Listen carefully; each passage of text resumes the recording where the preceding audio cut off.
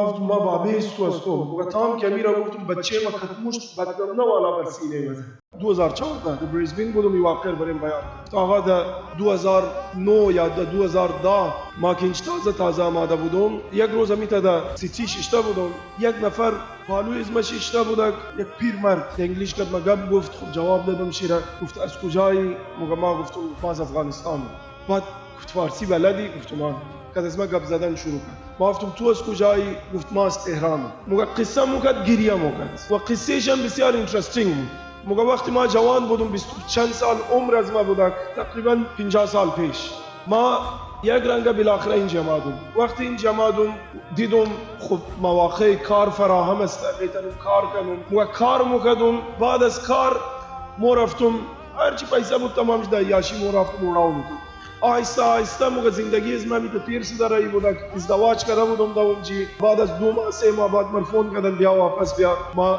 نمو رفتم کم کم دیگه دل ما لگیده بودم اینج بعد از مثلا چند ماه فون کردن که خانوم از تو باردار است بیا واپس بیا باز من دغم نشدم بعد از 6 ماه 7 ماه فون کردن که خوب بچه تو در دنیا آمده بیا واپس بیا موقع باز من دغم نشدم همزی والا فون میمد دغم نمشدم بعد از 1 سال 2 سال وقتی همزی والا دوباره فون کرد یک دفعه زن و بسیار ناراحت بود از اون طرف سخت لبا گفت قار از من اومده بود دیگه حوصله من ختم شده بودک نمیخواستم واپس برم و زندگی کنم که از او زن موقع هیبت کردم شیره گفتم دیگه مرا فون نکو از موز تو تعلق برای همیشه ختم موقع ایر گفتم دیگه او زنم فون نکرد گاهی اوقات برار از ما فون میکرد میگفت بیا برم هیبت میکردم میگفت من فون نکرد موقع این زمان تیر شد 10 سال 15 سال 20 سال 30 سال کم کم رو به پیری شدن شروع کردم وقتی رو به پیری شروع کردم کم کم دیگه او طاقت جوانی نبود او گناه ها رو در جوانی انجام میدادم انجام داده نمیتونستم آهسته آهسته در یاد از این افتیدم که ما یک خانه ای داشتم یک خانومی داشتم که شرعی ازدواج کرده بودیم یک بچه ای داشتم که حلال زاده بود این بدبختی ها را بر سر از خود اینجا آوردم یک زندگی مترف داشتم بچه از مال 30 سال عمر داشته باشه موقعی که دیگه 55 60 ساله شدم از گناه خسته شده بودم رفتم واپس تهران وقتی تهران رفتم پیدا کردم خانه برار از خود خورم برار متام که مرا دید هر چقدر بد گفته میتونست بد گفت بعد از او کم آرام شد گفتم خوب زن ما کجاست خانه ما کجاست گفت اور نگی زن ما از تو دیگه جدایی شده او طلاق شده او خود چیز ازدواج کرده برای خود خانه داره خوش زندگی کرده رایه او کاری که در حقش کرده نرو دوباره طرفی از او بیچاره را اذیت نه موقع ما مندم یک مرتبه میتر خب بچه ما چی ادرس گرفتم بچه من کلان شده بود ازدواج کرده بود از خود خانه داشت موقع ما رفتم دروازه همو جای زدم که ادرس دادت مرا دروازه رو واز کرد بچه ما روی گروی ما بود بعد از 30 سال اول دفعه بچه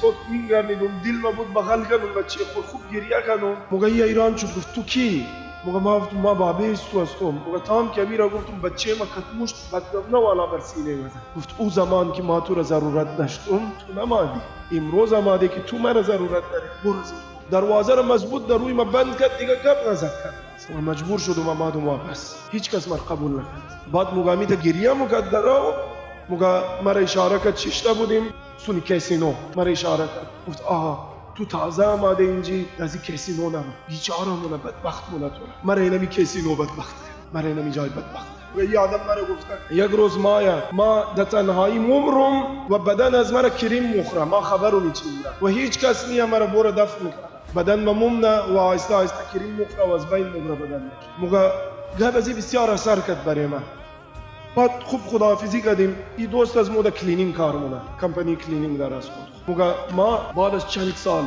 بعد از 2 سال 3 سال از کمپانی برای از ما فون آمد سب کانترکتر بودم دیگه از خود کار میکنم کمپانی ها کار میداد چرا گفت یک جای از چند ماه کرایه نداده و وقتی ما رفتیم برای کرایه گرفتو بسیار بدنمه اسمیل مایه در و بوی مایه جای تو برو جای صاف کن موقع ما رفتم اونجی این دروازه را میده کردیم درون رفتیم 2 نفر موقع وقتی درون رفتیم چینانی بدبوی اردوی مولتی کردن شروع کردیم حال خراب شد برو بدر شدیم کم امید دقت کردو شروع کردیم دیدیم یک جنازه پریده درون خانه و پورا خانه کریم داره پورا خانه از این جنازه دیگه از بین رفته یعنی در اون شکل عادی از خود خونیه خراب شده بعد فون کردم گفتم ما این کار نمیتونم اصلا برداشت ندارم. موقع چند برابر مرا آفر کرد، 3-4 برابر از اون پیسایی که معمولا میداد مرا آفر کرد. موقع این دوست رو گفتم اردوی موی کار شروع کردی، اول رفتیم مثلا اسپری و اینا.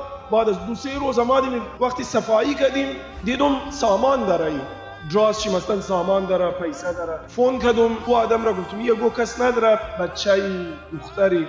او گفت نه داره، یک دختر داره. او دختر چی فون کردیم، او دختر چی گفته، او دختر چی اینج دیگه حالا او تهران نه موقع او گفته هر چی سامان است از خودشون بابا مر برین دفن کنه. موقع تا راضی نیه با خبرش مفاهمت کجا او برین دفن کنش. موقع مو دیگه لا شوق گرفت مثلا بی سامانا رو گفت که اسکولون چون موقع میتا کشار درو سیل میکردیم. من یک کش موقع البمی فوتو دیدم، ما یک مرتبه میتا درو فوتوار سیل میکردم، یک فوتو روی بروی ماما دیدم میدان آزادی تهران. تعجب کردم این میدان آزادی تهران اینجا در کجا آمده من فوتو ازی کم در غور کی سیل کردم. چی عجب ایونه مو آدمی است که مو داستان قصه کرد. مرا اشاره کرد چشته بودیم سونی کسینو. مرا اشاره گفت آها تو تازه آمده اینجا از این کسینو دم بیچاره مون بدبخت مون. مرا اینمی کسینو بدبخت، مرا اینمی جای بدبخت. الله اکبر. خدا کیرم نشان داد می بود. این نه که داستان گفته باشه عزیزان. مرا دانه دانه بعضی از سامانایی که از تو خانه گرفته رو نشان داد. امیالم اصلا بازیام میشناسن.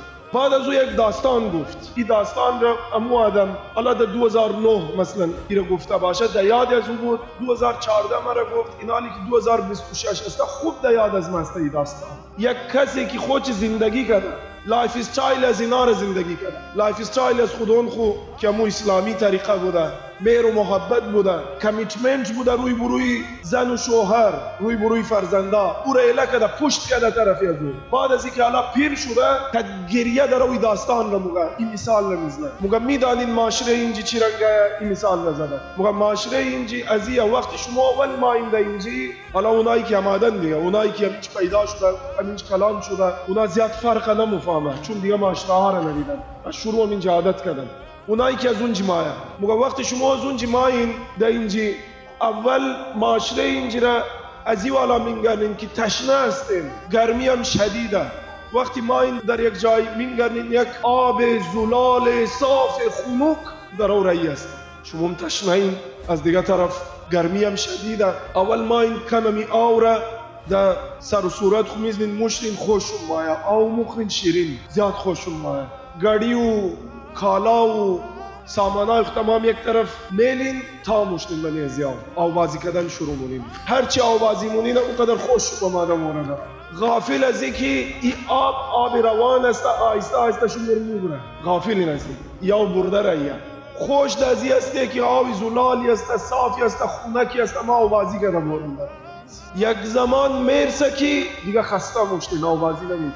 وقتی خسته مشتین میخواین بدر شونین برین سامانای خوب بگیرین، زندگی خود پیش ببرین، میگنین عجب این آو شما را از اون جای شما بسیار پیش برده، دیگه واپس آماده نمیتونین. واپسی اینیه.